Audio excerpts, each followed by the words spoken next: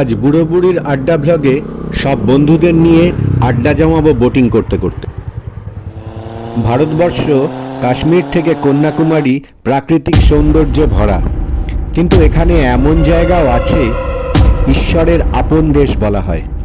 কবিতায় শিব ঠাকুরের আপন দেশের কথা সবাই শুনেছি, কিন্তু এতক্ষণে নিশ্চয়ই বুঝেছেন আমি বলছি কেরালার কথা।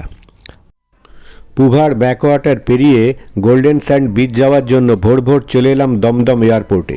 ফ্লাইটে উঠে সিট বেল্ট বেঁধে সবাই মিলে একসঙ্গে সেলফি তোলার লোভ সামলাতে পারলাম না। তিরুবনন্তপুরম পৌঁছানোর সময় হলে জানলা দিয়ে বাইরে তাকিয়ে দেখছি পাহাড়ের ওপরে পেঁজা তুলোর মতো মেঘগুলো যেন থেমে দাঁড়িয়ে রয়েছে। সে এক অসাধারণ দৃশ্য। তিরুবনন্তপুরম শহরটা ওপর থেকে বার্ডস আই ভিউতে দেখতে অসাধারণ লাগছে। সমুদ্রের জল সোনালি বালিরগুলোর ওপর আছড়ে পড়ে একটা সাদা ফেনা যেন সুতোর মতো লাগছে। আর ছোট ছোট ওগুলো কি? ছোট ছোট ওগুলো সব সমুদ্রে ভাসমান বোটগুলো ওপরে রেখে দেওয়া হয়েছে। তিরুবনন্তপুরম শহরটা ওপর থেকে অসাধারণ লাগছে দেখতে। বলতে বলতে আমরা তিরুবনন্তপুরম শহরে প্রায় এসেই গেলাম, আর কিছুক্ষণের মধ্যেই আমাদের ফ্লাইট ল্যান্ড করবে।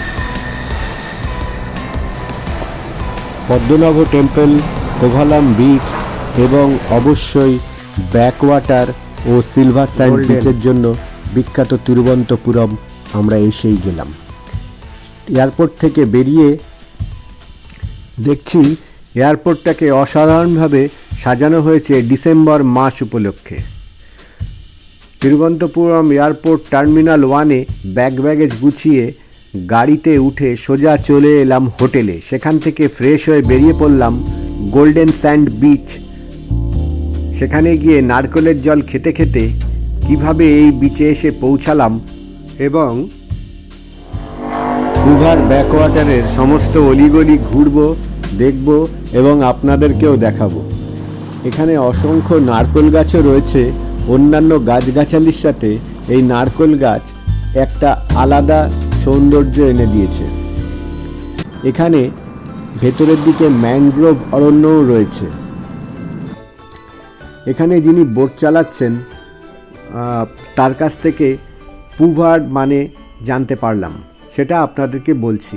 এই ডান দিকে যে মসজিদের কথা বলেছিলাম, দেখছেন কি সুন্দর, সামনে হাঁস স্নান করছে, এক অসাধারণ শান্তির জায়গা। এই ম্যানগ্রোভ অরণ্য ছাড়াও এখানে অসংখ্য পাখি রয়েছে এবং জায়গায় জায়গায় এত সরু হয়ে গেছে যে দুটো পাশাপাশি বোট যেতেও যেন অসুবিধা হয়, এতটাই সরু। জানিয়ে রাখি, এখানে ভাসমান রেস্টুরেন্ট ও ডাব বিক্রেতা দুটোই পাবেন। এখানে বিভিন্ন রকমের গাছ যেমন রয়েছে, ভাগ্যে থাকলে অজস্র পাখিরও দেখা পাবেন। সেই সঙ্গে সঙ্গে একজন গ্রামবাসীকেও স্নান করতে আমরা দেখতে পেলাম। এখানে গাছের পাতা পড়ে কিছু কিছু জায়গায় জল কালো হয়ে গেছে। একটু ভেতরের দিকে ম্যানগ্রোভ অরণ্য রয়েছে। এই ম্যানগ্রোভ অরণ্যে ভরা গভীর জঙ্গলে বোটিং করবার জন্য যেখানে আসতে হবে সেটা হলো এই বোটিং পয়েন্ট, যেখানে আমার স্ত্রী বোট ধরবার জন্য অপেক্ষা করছেন। এটা হচ্ছে পুভার ব্যাকওয়াটার অ্যাসোসিয়েশনের অ্যাপ্রুভড রেট। এখানে আপনারা রেট পেয়ে যাবেন, তবে যেটুকু শুনেছি আপনার যদি বার্গেনিং স্কিল থাকে এই রেটও নড়চড় হয়। আমাদের সারথি, যিনি আমাদের এখানে নিয়ে এসছেন গাড়ি করে, উনি আমাদের বোটে উঠিয়ে হাত নেড়ে নিশ্চিন্ত হলেন। আপাতত আমরা 3 ঘন্টা এই নায়ার নদীর ওপরে থাকব এবং সরু খাড়ি বা খালগুলিতে ঢুকব, যেগুলি গভীর ম্যানগ্রোভ অরণ্যের মধ্যে দিয়ে গেছে। দুপাশে দেখতে পাচ্ছেন সবুজ আর সবুজ, বড় বড় গাছ আর জল। বলা হয় সারা ভারতবর্ষে এই রকম ইউনিক প্রাকৃতিক সৌন্দর্য ভরা জায়গা খুঁজে পাওয়া কঠিন। এখন আমরা যেরকম নায়ার নদীর ওপরে আছি, একটু পরেই আমরা ঢুকব ম্যানগ্রোভ অরণ্যে ঘেরা সরু সরু খালগুলির মধ্যে দিয়ে। সেই পথ অতিক্রান্ত করে আবার নায়ার নদীর মধ্যে গিয়েই পড়ব।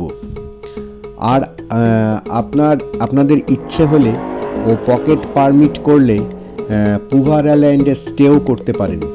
এখানে খুব সুন্দর সুন্দর রিসর্ট রয়েছে, কিন্তু একটু কস্টলি।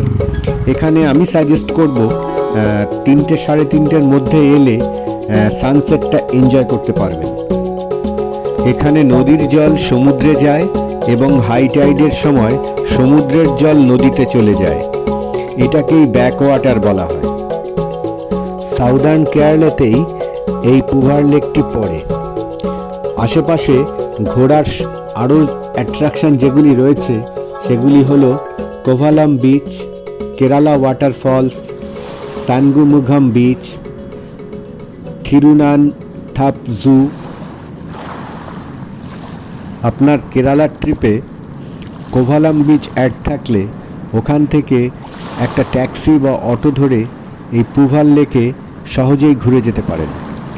এখানে ঘোরবার জন্য হাফবেলা সময়ই যথেষ্ট।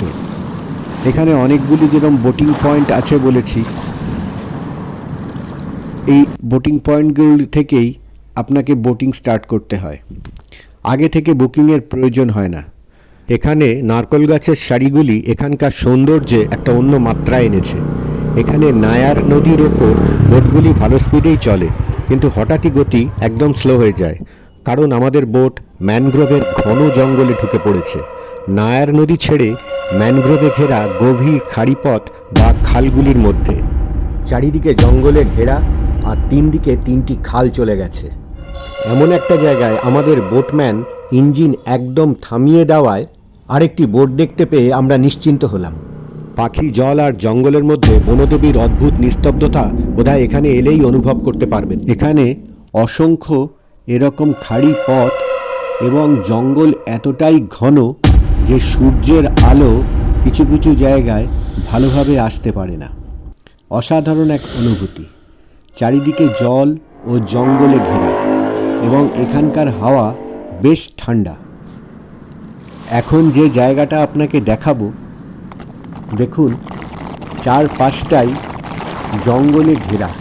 এই যে গলিপথগুলো দেখছেন, এগুলোর মধ্যে দিয়েও বোট যায়। এক অদ্ভুত অ্যাডভেঞ্চারাস জায়গা। কিছুটা সুন্দরবনের সঙ্গে আপনি মিল খুঁজে পেলেও পেতে পারেন। এখানে একটি বককে আমরা মাছের খোঁজে দেখতে পেলাম, কিন্তু তাকে বিরক্ত না করে আমরা এগিয়ে চললাম। এখানে জল বেশ কালো। এই দেখুন, এই প্রত্যেকটা খাড়িপথের জঙ্গলের মাঝখান দিয়ে খাড়িপথ চলে গেছে। এগুলো দিয়ে আপনি সেই একই রাস্তা গন্তব্যে পৌঁছতে পারবেন। আমাদের বোটের ছাদে সূর্য জলে রিফ্লেক্ট করে কি সুন্দর একটা ছবি তৈরি হয়েছে দেখুন। এক ছবি থেকে আরেক ছবিতে চোখ ঘোরালাম। এক গোলক ধাঁধা। এদিকেও খাড়িপথ, বাঁদিকেও রয়েছে, ডান দিকেও রয়েছে।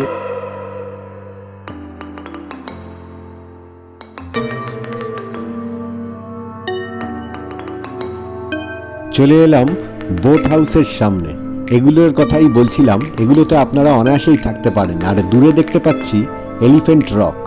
এলিফ্যান্ট রকের পরে আমরা যেটা দেখব, মাদার মেরির স্ট্যাচু।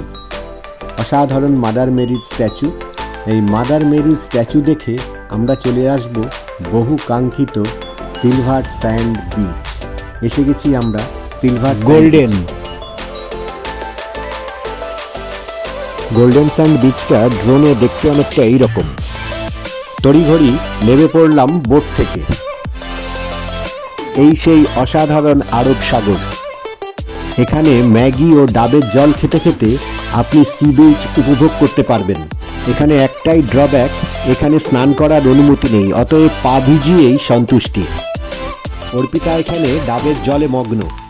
আমরা সমুদ্রের বুকে সোনালি রূপলি আলো দেখে এক পাশে পুভার ব্যাকওয়াটার ও আরেক দিকে অ্যারাবিয়ান সাগরের মাঝে দাঁড়িয়ে ছবি। ভালো লাগলে অবশ্যই লাইক দেবেন, সাবস্ক্রাইব করবেন।